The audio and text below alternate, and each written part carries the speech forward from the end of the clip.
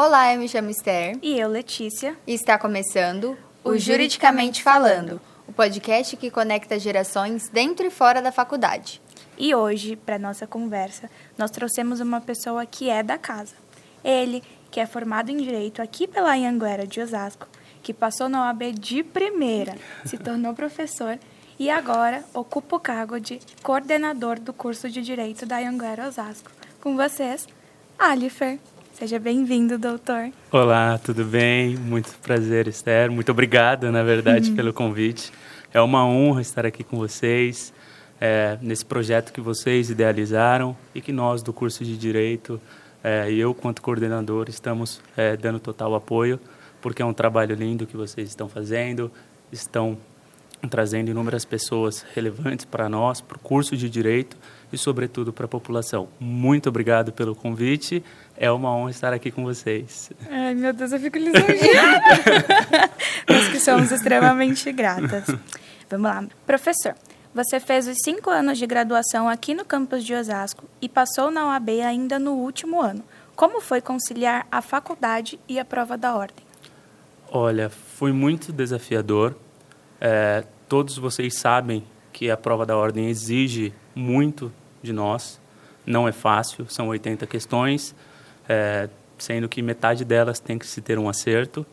Só que exige-se esforço, vontade, querer fazer acontecer, estudar, contar com o apoio da equipe docente que eu tinha quando estudava aqui e espero estar proporcionando isso aos alunos. Mas é estudo, é prática, não ter medo do que está por vir. E nunca foi um objetivo meu passar no exame da ordem de primeira. Nunca foi, porque eu sei que existem 3 provas durante o ano, certo? Então, caso eu não passasse na primeira, teria a segunda, teria a terceira. E ser advogado era algo que eu sempre quis, desde criança. Eu já me via como advogado, então não tinha medo do exame de ordem. Inclusive, na primeira fase do exame de ordem, eu tinha certeza que tinha sido reprovado. Muita certeza. Cheguei em casa extremamente triste. Falei, não acredito. E eu acertei 12 questões a mais do que era necessário. Acertei 52 questões. Foi totalmente surpreendente. E para a segunda fase, que é totalmente uma fase prática de peça, de escrita, tem que ter muito estudo. Por mais que você tenha o uso do vade-mecum, você tem que estudar bastante, você tem que escrever muito. E eu fui fazer a segunda fase e quando eu saí de lá, eu fui o primeiro a terminar a prova. Eu já saí comemorando porque eu tinha certeza que tinha sido aprovado. Na hora que eu bati o olho na prova, eu falei, nada disso daqui vai fazer eu reprovar. E eu quase gabaritei, tirei 9,20 na segunda fase.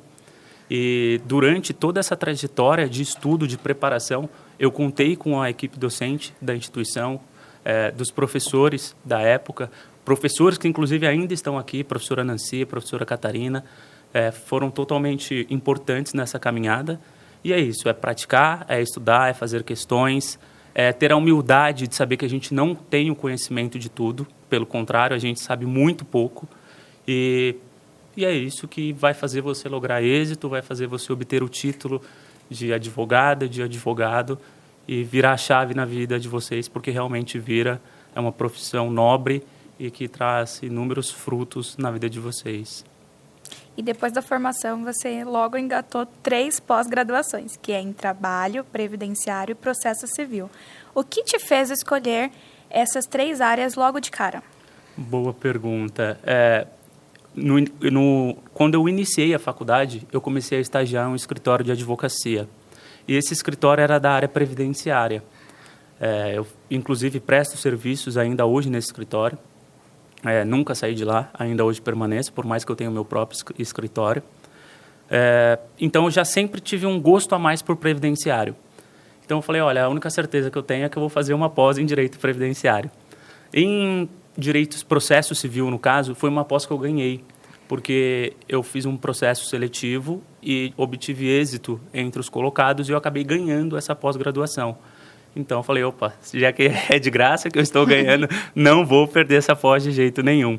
E a pós de Direito do Trabalho, por mais que direito previdenciário é algo totalmente como eu posso dizer, diferente do direito em si, não está tão relacionado com as demais matérias, ele tem um pezinho no direito do trabalho, porque quem exerce o direito do trabalho acaba sempre pensando na sua previdência, na sua aposentadoria, na sua contribuição previdenciária. Sim. Então eu falei, acho que tem sim sentido, acho que faz jus seguir esse caminho, e eu sempre gostei de estudar, então fiz as 3 pós e deu tudo certo.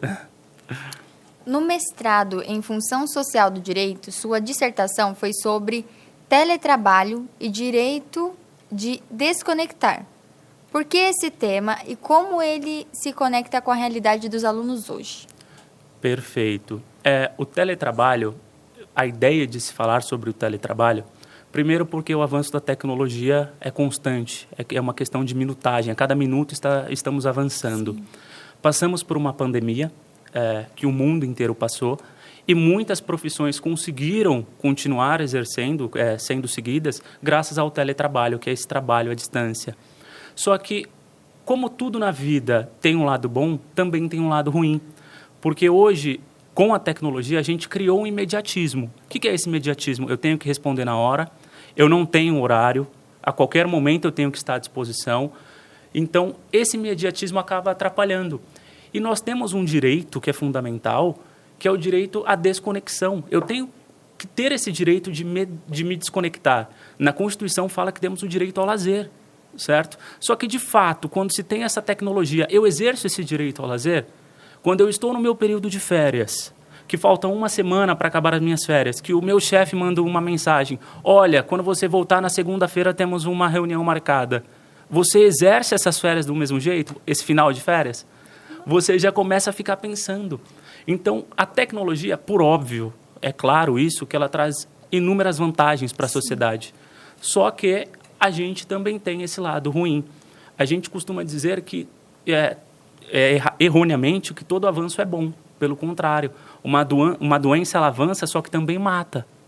A tecnologia, ela está avançando muito. Se não tomarmos o cuidado, ela também vai acabar nos matando.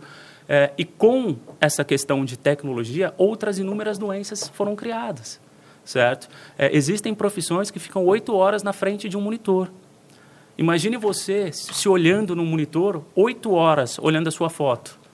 A ansiedade aumenta, você começa a procurar defeitos em você, porque você está se vendo 8 horas, ou que seja 4, que seja 3 horas. É diferente de você olhar esporadicamente um espelho e falar, nossa, estou ok. Não, mas você está trabalhando repetidamente se olhando. Isso acaba criando ansiedade, bulimia, anorexia, problemas psicológicos.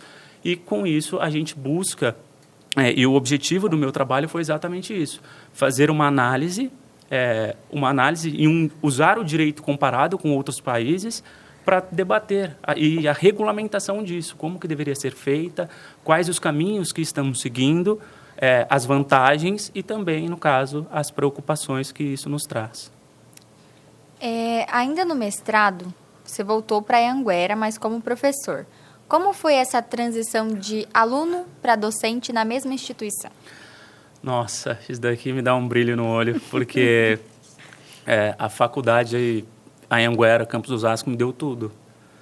Antes de ser funcionário da instituição, eu sou aluno, então, antes de ter a minha carteira assinada, eu tenho o meu diploma. Então, qualquer lugar que eu vá nesse mundo, qualquer congresso, qualquer palestra, eu levo a instituição comigo. A primeira fala minha é justamente o local que eu me formei, porque eu tenho muito orgulho disso daqui. Eu vivenciei cada fase disso daqui, cada sala que eu conheço, tudo aqui eu conheço, os reitores, coordenadores, então eu tenho esse carinho. E quando eu recebi o convite para vir lecionar na instituição, sabe quando o filho está voltando para casa, fala, meu Deus, eu estou voltando para um lugar que eu nunca deveria ter saído. Porque quando quando eu terminei, no caso, a graduação, que a rotina muda, porque você frequentava todos os dias de aula, de repente muda, você fala, nossa, e agora? Como é que vai ser o mundo? O que eu vou fazer? E eu senti muita falta da instituição em si. Porque ela é acolhedora, os professores sempre muito solícitos, e voltar aqui foi algo extremamente maravilhoso. É, de fato, a sensação de estar em casa. E quando estamos em casa, a gente quer o bem para quem está conosco, certo? E é o caso de quando eu voltei. Eu voltei e falei, nossa, eu quero que os meus alunos se sintam bem, eu quero estar aqui, eu estou aqui com prazer, estou exatamente no lugar que eu queria estar, naquele momento como professor, agora como coordenador, e é algo que eu levo para a minha vida, vou levar para os meus filhos. A instituição, ela me deu basicamente tudo. Ela me deu voz, me deu tudo que eu tenho hoje. Foram 3 anos em sala de aula até o então convite para coordenação. O que a experiência como professor te deu e você traz hoje para coordenar o curso? Eu acho que, sobretudo, fundamental é a humildade. A gente tem que valorizar o aluno, saber que esse aluno, ele, por vezes, abdica da sua família, ele abdica dos seus amigos, ele abdica de festas para realizar esse sonho. E esse sonho ele não sonha sozinho. Ele sonha com seus pais, ele sonha com a sua mãe, com seu irmão, com seu namorado. Pessoas que foram embora desse plano terrestre sonhavam junto. Então a gente tem que ter essa ciência de que não é fácil. São 5 anos. 5 anos é muita coisa. E tem a pessoa que está com problema com a família, que pega trânsito, que está com problema financeiro, dificuldade. E o professor não é só chegar em sala de aula e dar a aula, licionar a matéria. Não tem que ser algo robótico, ele tem que dar ouvidos. Ele tem que chegar para o aluno e falar, tá, tudo bem? O que eu faço hoje quanto coordenador? Sim. Eu vejo que determinados alunos não estão frequentando a sala de aula, eu mando mensagem. Falo, poxa, tá tudo bem, o que está acontecendo? Vem aqui bater um papo, toma um café, vamos tomar um café. Qual que é o problema? Qual que é a dificuldade que você está tendo? E às vezes uma palavra muda tudo. Então, humildade é saber que o professor não é mais que ninguém. Não existe professor sem aluno e não existe aluno sem professor. É uma via de mão dupla. E a gente tem que olhar o aluno no olho. Todos os meus alunos eu chamo pelo nome. Dificilmente um aluno que eu não conheça, que eu não sei da sua história, que eu não sei de algo sobre.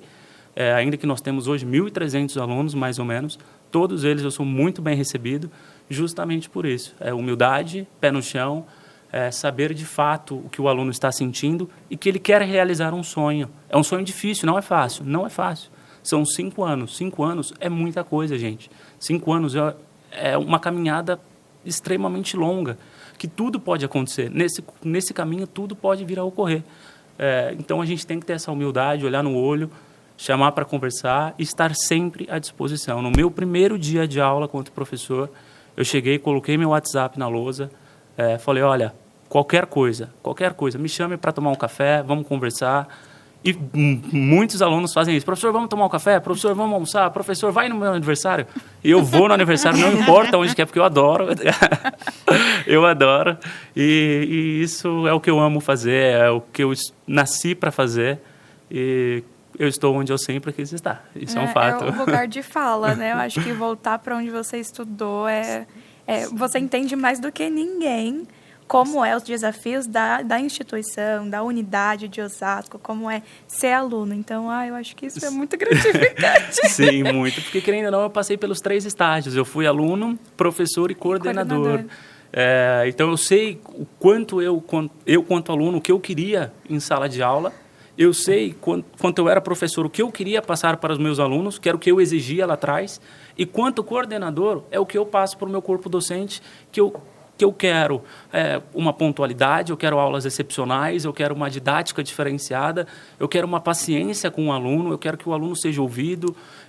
Então, são coisas que eu sempre pontuei, que eu sempre exigi e espero continuar exigindo por muito, muito tempo.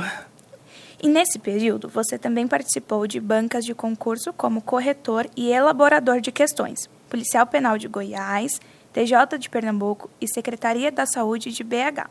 O que essa experiência agrega para quem quer ser professor ou passar em um concurso? É a questão prática, é a elaboração, é o que o aluno precisa ter para lograr êxito na vida pública e também na sua vida profissional. Eu, quanto corretor de questões, as questões que eu corrigi eram questões escritas, dissertativas. Desses concursos que você muito bem mencionou, engloba oficial de justiça, concursos para delegado, dos quais eu fiz parte. E a grande dificuldade que o aluno de direito, eu vou falar especialmente do direito porque é a minha área, é a escrita. Hoje, em razão da tecnologia e dos péssimos costumes que nós temos, a gente lê menos, a gente escreve menos, nós fazemos inúmeras abreviações, usamos gírias desnecessárias. E isso, dentro de um concurso público, foi o que mais me chateou, o que eu mais vi e o que eu busco mudar. Então, o que eu busquei mudar? Trazer para a coordenação um padrão de prova. Então, se nós olharmos todas as provas nossas, a partir desse primeiro semestre, nós temos 8 questões alternativas e 2 questões dissertativas. Essas 2 questões dissertativas, eu quis impor justamente para o aluno ter o hábito de escrever, saber escrever, iniciar uma frase, formular um texto e concluir esse texto, como finalizar esse texto. E foi algo que o concurso público me trouxe.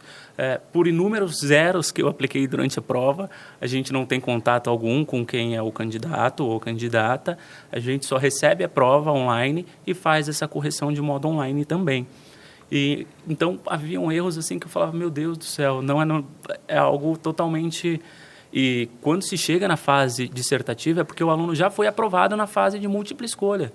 Então, ou seja, esse aluno tem conhecimento, é nítido isso, só que quando ele chega para a escrita, para escrever, há uma grande dificuldade. Eu ainda, quando fazia faculdade, eu fiz aula particular de português, porque eu sentia isso, sentia que isso era fundamental para o meu aperfeiçoamento quanto advogado, professor e o que a vida fosse dispor para mim. E a minha professora me falou algo muito bacana que eu levo para a vida. No português não existe o certo e o errado, existe o adequado e o inadequado. Eu falar uma gíria nesse podcast é inadequado. Agora, eu falar uma gíria com os meus amigos em um ambiente de lazer é adequado. Eu não tenho que usar o juridiquês, Sim. Certo? Então, a gente tem que saber em quais momentos utilizar. Na escrita, nunca se utilizar, certo? Em uma petição, em um concurso, jamais. Inclusive, vira e mexe, tem algum meme que fala sobre, que aparece, né?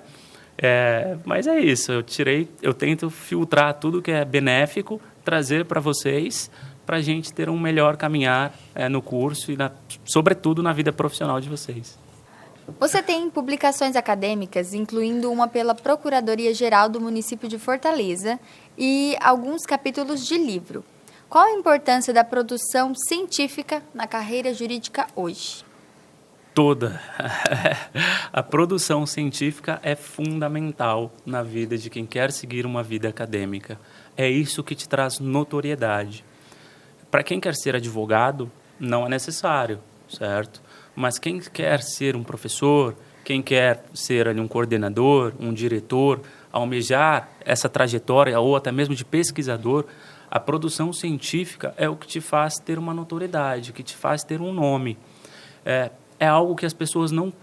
Isso no ensino fundamental não tem convivência, né? As pessoas não sabem o que é o artigo científico, para que serve um artigo científico, qual que é a sua função na sociedade, certo?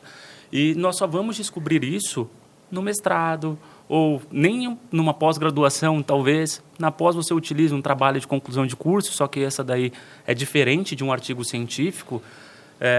Então, ela tem a sua fundamental estrutura no saber humano, no saber de pesquisar, no saber de indagar, procurar temas que são importantes para a sociedade, temas que estão por vir, que ainda nem sequer existem algo sobre na prática, só que nós, quanto pesquisadores do direito, a gente tem que saber. Então, esse artigo que eu publiquei pela Procuradoria-Geral do município de Fortaleza foi com um exímio doutrinador, que é o Alexis Couto de Brito, notoriedade absurda, isso é incontestável, e foi sobre estelionato virtual. Era uma época que estava se iniciando a questão virtual. O estelionato sempre existiu. Agora, mudou-se um instrumento. Agora tem-se a tecnologia. Como que se funciona para identificar o praticante do crime, o autor do crime? Como que a justiça vai fazer para ter uma rastreabilidade, para identificar as pessoas desse crime? E foi aí que começaram, depois, os famosos golpes do Pix, golpe do motoboy, da maquininha de cartão, do falso advogado, que nós recebemos diariamente. Então, quando se fala em artigo científico, é isso, é buscar algo que está surgindo ou que já está prestes a acontecer, olhar os dois lados, o lado benéfico e o lado que seja maléfico, e buscar uma solução. Ou, caso não se tenha uma solução, utilizar um direito comparado de outros países para mencionar como cada país lida com aquela situação para, no fim, chegar e se ter uma conclusão sobre determinado tema. Fiz esse da Procuradoria, fiz capítulos de livro de Santo Agostinho, de temas relacionados ao direito contemporâneo. Tudo isso fiz no mestrado e pretendo, já é um spoiler, trazer para vocês do curso de Direito, já no próximo semestre. Quem sabe todos vocês aí, ou vocês que eu digo que forem aptos a estarem nesse livro, tenham aí um livro com o nome de vocês, um capítulo de livro. Até que você tinha dito em relação a esse contato com a escrita, uma coisa, minha matéria preferida na escola sempre foi português, nunca fui de exatas, sempre fui de humanas, mas a preferida de todas sempre foi português. É uma coisa que eu sempre me peguei muito, porque no ensino médio o meu professor, ele foi o mesmo durante 3 anos consecutivos. Ele trazia muito essa coisa da linguagem mais antiga, uma linguagem mais culta. E não só no direito, eu acredito que em outras áreas também, mas no direito principalmente, para as pessoas terem esse contato, tanto na escrita quanto na fala. Porque o advogado, ser um advogado, você vai ter contato com a escrita e com a fala o tempo inteiro. Para tudo que você for fazer, para você ter um contato com qualquer que seja a área, eu acho que a escrita e a fala ela é fundamental, seja qualquer linguagem ou a maneira de falar, acho que é muito importante. Sim, quando eu fiz aula de língua portuguesa, foi porque eu vim de uma escola pública. Ao longo da minha vida inteira eu estudei em escola pública. Sim. E o ensino, não que ele fosse defasado, mas era algo que o ambiente por si só acabava prejudicando o ensino. Sim. Eu tive excelentes professores que eu levo para a vida, só que naquele momento em que também eu tinha uma imaturidade muito maior da que eu tenho hoje, eu não pensava em estudar língua portuguesa. Eu não tinha eu tinha outros pensamentos, um pensamento imaturo. E quando eu entrei na faculdade de Direito, que eu vi que existia um mundo no qual eu não tinha noção alguma, eu falei, nossa, eu preciso muito modificar o meu linguajar, a minha postura quanto ser humano e, sobretudo, quanto maturidade. Entender o que eu quero escrever e entender quem vai estar do outro lado, o que vai entender, se vai ter esse entendimento Sim. da minha escrita. Só que também é bom pontuar aqui, que é algo que eu sempre quis levar também para dentro da sala de aula, que às vezes menos é mais. Então não adianta eu entrar em uma sala de aula, utilizar 1000 vocábulos chiques, algo totalmente nobre, só que os meus alunos ficarem sem entender nada, certo? Então eu tenho que ter um linguajar que os meus alunos Sim. entendam, seja um linguajar adequado, só que eles consigam captar tudo que eu estou querendo que eles entendam. Então, às vezes, menos é mais, inclusive em uma petição. Às vezes é uma petição que ela tem que ser de 1 página. Só que nós queremos fazer 10 páginas para mostrar conhecimento jurídico. Não é necessário. Menos é mais. Tem que ser objetivo. O juiz que está do outro lado, ele tem outros 1000 processos a serem analisados. Ele precisa saber o que a pessoa quer para ver se vai deferir ou indeferir. Então, é uma linha bem tênue. A gente tem que seguir bem, mas é algo totalmente... A língua portuguesa é o alicerce de qualquer profissão, sem dúvida alguma. E o diálogo ele é totalmente adaptável, né? Meu chefe sempre fala isso. Tem um tipo de diálogo para cada tipo de pessoa. Exato. Então, com um aluno, você fala um linguajar. Então, com os professores é outro. Com os seus superiores é outro. Com certeza. No escritório é outro. Então, com isso certeza. Tudo é muito... O escritório que eu atuo, no meu escritório, eu atuo em área previdenciária. 99% dos meus clientes são pessoas humildes e pessoas com uma idade avançada. Então, se eu chegar utilizando um linguajar nobre, algo totalmente sofisticado, eu vou perder esse cliente. Esse cliente ele tem que entrar no meu escritório e saber que eu sou igual a ele, que eu falo do mesmo jeito que ele, que eu tenho a mesma rotina que ele, que eu não sou ninguém diferente dele, certo? Porque senão eu acabo expulsando esse cliente de mim. Sim. Então, vocês terão essa visibilidade, essa visão mais para frente. O meu escritório ele não é um escritório chique, pelo contrário, ele é um escritório que ele tem uma mesa. Porque se eu fizer algo chique, os meus clientes não entram. Para o meu nicho de clientela, certo? Agora, se eu for atuar em uma área previdenciária, uma área tributária, uma área empresarial, que você lida com os donos da empresa, aí o meu tratamento tem que ser totalmente diferenciado. Eu tenho que ter uma apresentação diferenciada. Eu não tenho um Instagram do meu escritório, porque os meus clientes não vão assistir. Eu não tenho um cartãozinho digital, o meu cartão é físico, porque eu entrego diretamente na mão do meu cliente. Os meus clientes não têm WhatsApp. Então, a gente tem que saber o nicho de atuação e se adequar a esse nicho, porque escritório bom é aquele que tem cliente, certo? Não é aquele que tem a melhor estrutura de maneira alguma. Escritório bom é aquele que tem cliente e é aquele cliente que ele sai de lá e te arruma outro cliente. Porque um cliente feliz, ele te arruma outro. Um cliente infeliz, ele te tira 10. Sim. Então, tem toda essa vivência que a gente... no curso... Um jogo de cintura. O direito é isso. O direito é algo magnífico. É bem legal. Tipo, na empresa, quando eu entrei, eu lembro que na minha empresa tem cota 60+, então eles contratam muitas pessoas. E era uma metodologia de entrada da empresa, de envio de documentos totalmente moderna. E recebe via DocSign no e-mail, e tinha gente que não sabia o que era e-mail. Então, pensa, é se adaptar todo dia, é ver que cada cliente é cliente, e advogado, mas que nunca é um vendedor, né? A gente vende a nossa imagem, o nosso trabalho, então é isso. E só para não estender muito esse tema, mas o advogado é muito mais que um vendedor, porque ele lida com os problemas daquela pessoa. Sim. Às vezes, essa pessoa fica sem dormir por semanas, por meses, por anos, certo? E lida com sonhos. Os meus clientes, eles sonham em se aposentar, para voltar para a cidade natal, para voltar ali para ter um lazer.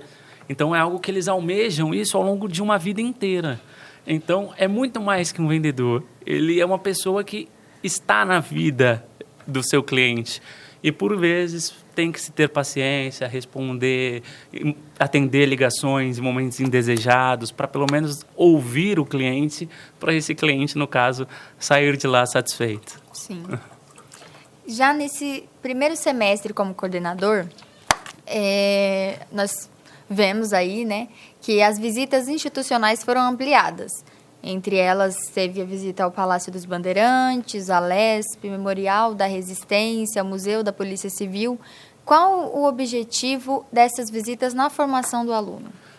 Primeira parte histórica, entender a profissão que ele escolheu, Sim. certo? Porque às vezes não, a gente tem amor por aquilo que escolhemos, certo? Uma grande maioria, pelo menos, tem.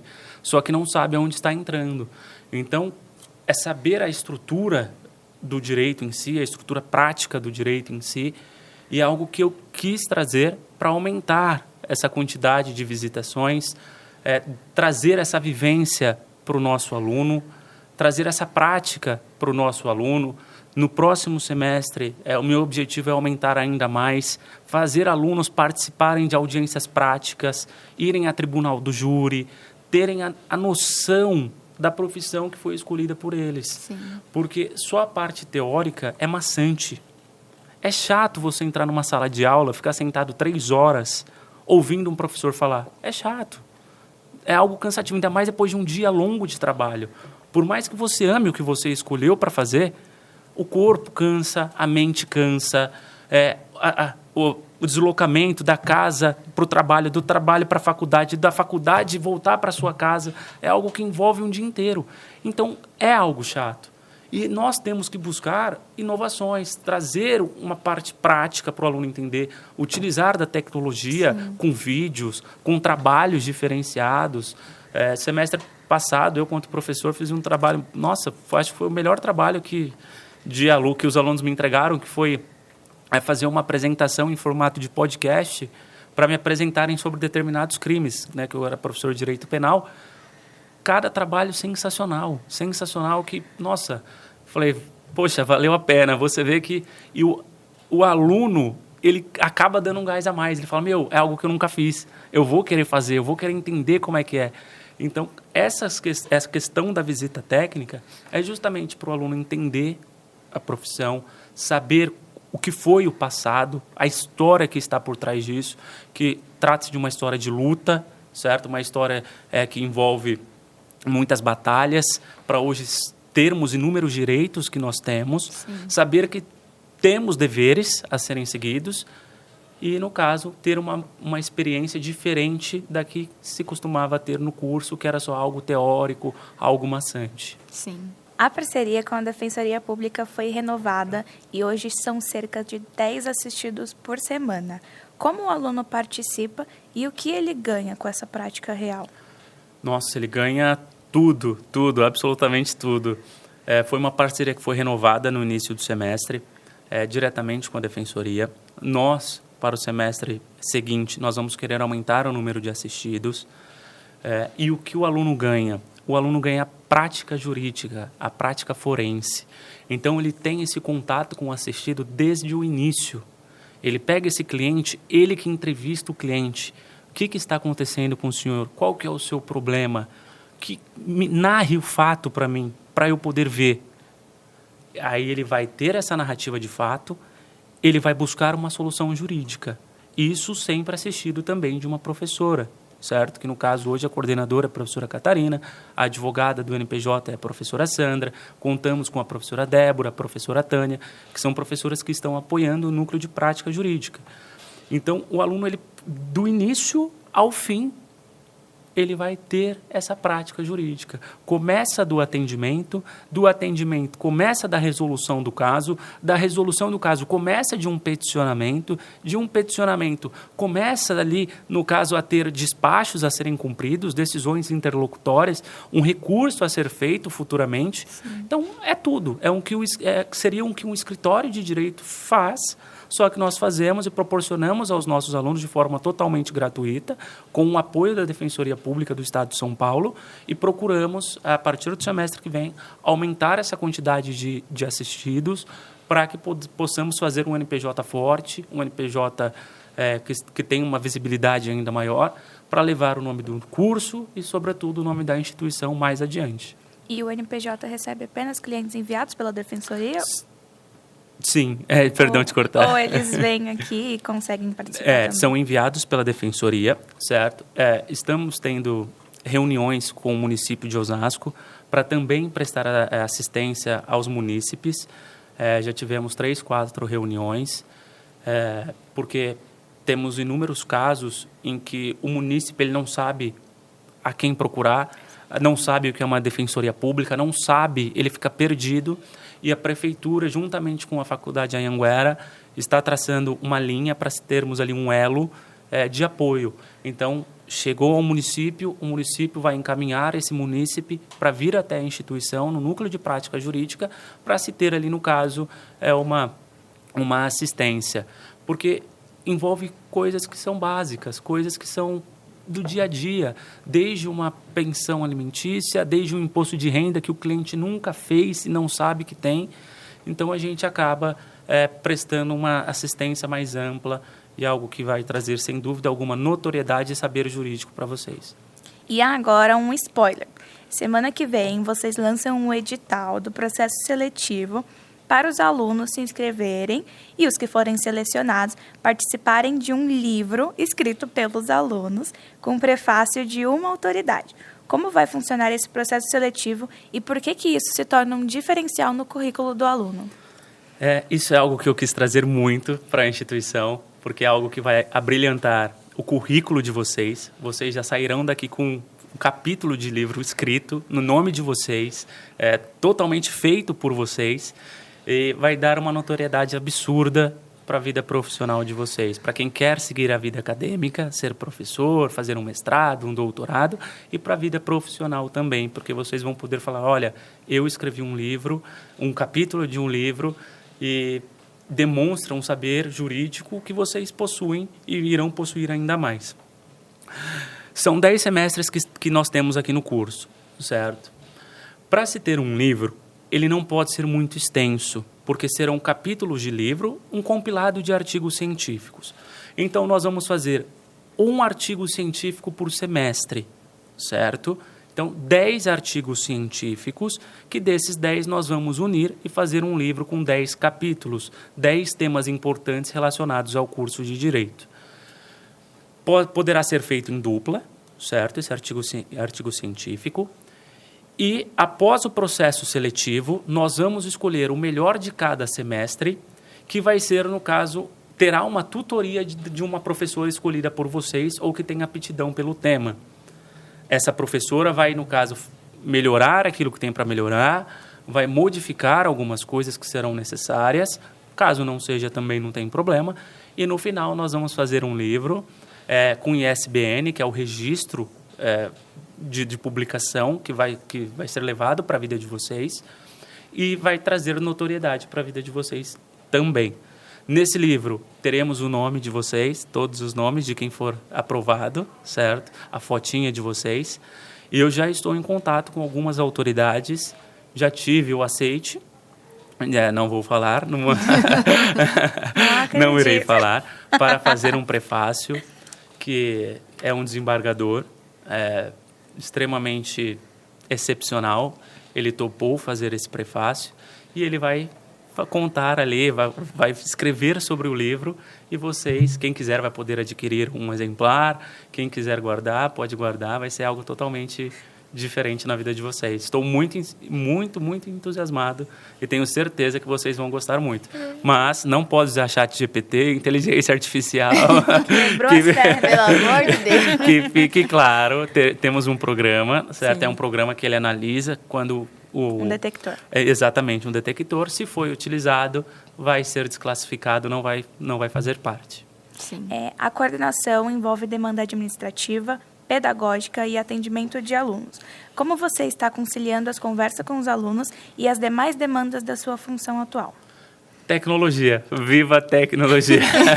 Veio para facilitar muito. Eu não sou tão avesso assim, tá? Mas eu criei um WhatsApp da coordenação, que antes não tinha. Ali estabeleci horários de atendimento, que são os meus horários, tanto pessoalmente quanto online. E a partir do momento que eu criei esse WhatsApp, por óbvio, a demanda é muito alta, só que eu consegui zerar a demanda, certo? Eu consegui, não tenho mensagens a serem respondidas mais. Então, o aluno me manda a mensagem e eu prontamente já respondo a esse aluno. E como eu estabeleci horários de atendimento, de acordo com a minha, com aquilo que eu fui contratado a ser feito, eu consigo ter tempo ao meu escritório. Então, eu estou aqui no período da manhã, no período da tarde eu estou no meu escritório e à noite eu volto para a faculdade para seguir com a coordenação.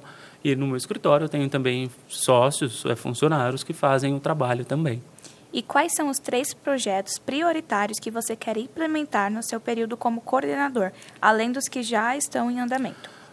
O principal, a meu ver, era a questão do livro, porque eu acho que é algo totalmente... É um salto grande na vida de vocês. Esse contato em escrever algo eu só tive no mestrado, certo?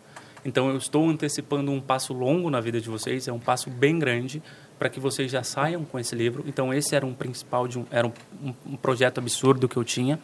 O segundo projeto que eu quero trazer também, e já teremos aqui a partir desse mês, é ter palestras, só que palestras que de fato sejam significativas, com autoridades, pessoas que tenham capacidade para falar daquele determinado tema e que traga uma visão diferenciada sobre aquele determinado tema. Trazer juízes, juízes, no caso no plural, ele tem uma visão que eu nunca vou ter, porque eu não sou juiz. Então, a partir do momento que eu trago esse tipo de pessoa, esse tipo de doutrinador, esse tipo de palestrante, ele me abrange muito mais o leque de informações. Sim. E vocês acabam criando um network, tendo um contato com esse juiz. Começar a seguir nas redes sociais, por que não começar a conversar nas redes sociais, Sim. estagiar para esses juízes. Então, esse seria o segundo projeto. E o terceiro projeto, que eu acabei antecipando, já que foi falado, é a questão da visitação. Eu quero aumentar ainda mais essa quantidade de visitação. Eu quero fortalecer o núcleo de prática jurídica, que quero fortalecer muito o podcast de vocês, porque é algo que, de fato, trouxe uma notoriedade absurda, é algo que vocês estão sabendo fazer com muita maestria. Sei que exige muito de vocês, certo? Exige muito tempo, exige muita capacidade, exige muito querer.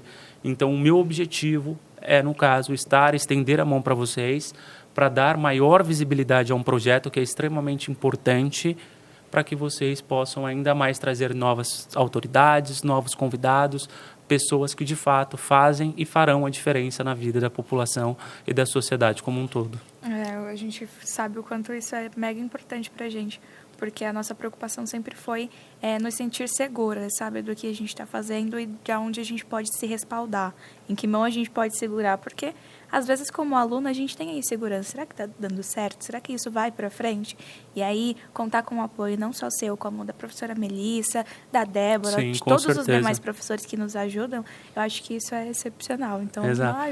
Eu não tenho palavras para agradecer. Mesmo pela visão que vocês têm, até por ter esse contato por mais tempo com o direito e com autoridades que nós trazemos aqui, ou até mesmo que pretendemos trazer, então é uma visão diferente da nossa, porque quando a gente iniciou o projeto, a gente não sabia para quem ia chegar, como que ia ser. Então, ver como está dando certo, como está indo tudo bem, é muito bom, e ter esse apoio tanto dos professores quanto da faculdade em si também é muito importante. Exato, porque esse podcast não é somente para os alunos. Se nós pararmos para analisar as pessoas que elogiam, muitos nem são alunos da universidade. Sim. São pessoas que estão vindo de fora, estão querendo aprender mais, tendo a curiosidade de saber o tema que vocês estão falando, estão se interessando e, mais uma vez, vocês com muita maestria estão sabendo levar de um jeito muito leve, muito extrovertido, com muito conteúdo, algo extremamente forte e que está dando muito certo. E eu já conversamos diversas vezes nos bastidores. No caso, me propus a ajudar de todas as maneiras, fazer acontecer, e vamos fazer acontecer.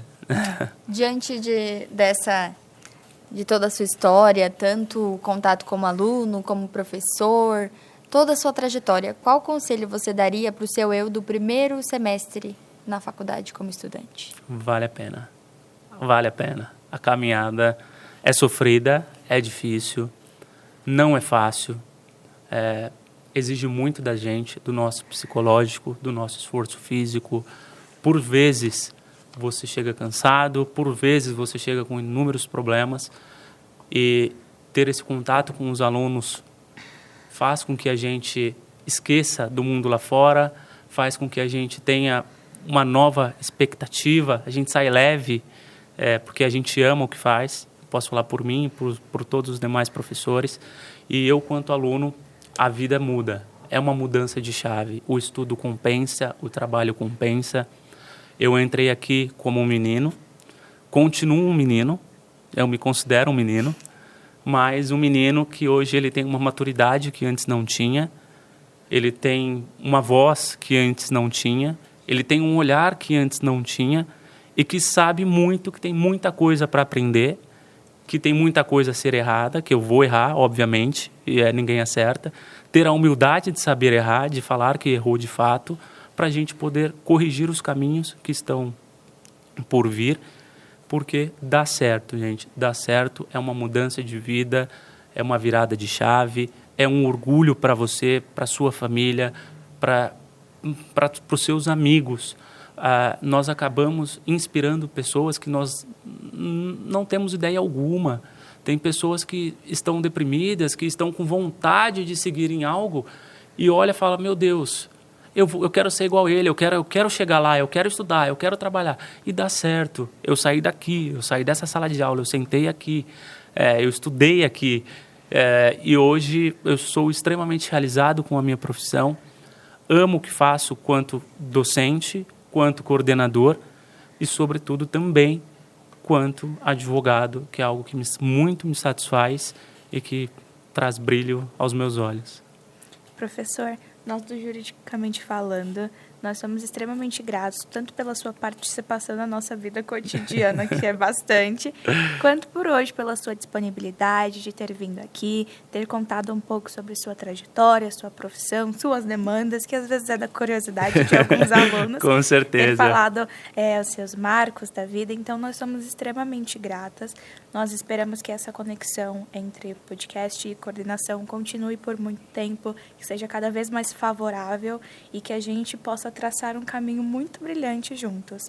Muito obrigada. Eu que agradeço. De fato, é algo muito gratificante ver o caminho que vocês estão traçando.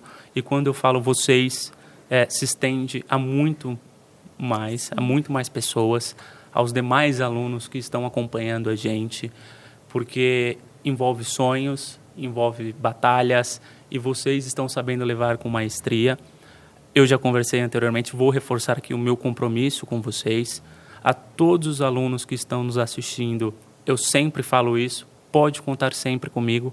Vocês sabem onde me encontrar, estou na coordenação, nos meus dias de atendimento, e caso eu não esteja, ainda que o futuro me tire daqui por algum motivo, eu sempre vou continuar à disposição, sobretudo quanto pessoa, para quem quiser conversar, para quem quiser tirar uma dúvida, para quem quiser escrever um artigo, para quem quiser ter um amigo, falar, professor, eu estou passando por dificuldade, eu quero trocar uma ideia, eu não tenho mais por que seguir na carreira, vamos sentar, vamos conversar, o que está acontecendo, qual que é o problema, vamos buscar resolver. Todo mundo tem problema, isso é um fato. Sim. E nós temos que buscar a resolução. Então, contem sempre comigo, estou à disposição de vocês e sempre estarei, é um compromisso que eu faço. E esse desejo do fundo do meu coração, muito sucesso a vocês. Muito obrigado pelo convite. Se encerra por aqui esse episódio e esperamos ter sanado dúvidas que alguns alunos da instituição tinham e mostrado também quem é o Alifer como profissional, como pessoa, que para chegar até aqui não foi um caminho fácil. E assim como ele chegou, todos nós que estamos, vocês que estão assistindo, nós que estamos aqui, um dia podemos chegar, muitas vezes não no mesmo lugar, mas podemos chegar até mais longe, mas ser um orgulho, ter o orgulho de ter passado pela Anhanguera e ser um orgulho para a instituição por ter seguido esse sonho e praticado o direito de forma excelente. E até o próximo episódio.